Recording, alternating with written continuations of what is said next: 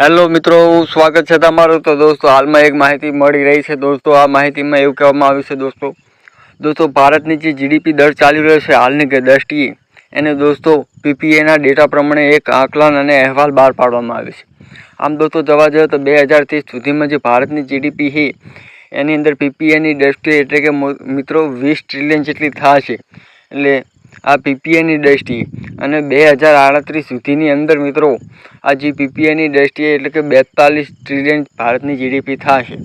મિત્રો આ જે જીડીપી હજી બતાવી રહ્યું છે આ આંકડો પીપીએની દ્રષ્ટિએ બતાવવામાં આવી રહેલ છે અને લગભગ 2038ની અંદર દોસ્તો ભારત દુનિયાનું બીજા નંબરનું જે પીપીએની દ્રષ્ટિએ સૌથી વધારે જીડીપી ધરાવતો દેશ થઈ જાય।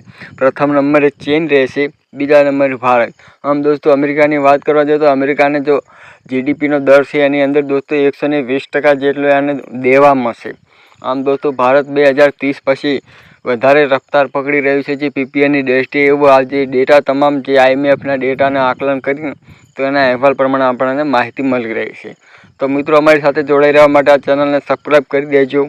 જય હિન્દ, જય ભારત।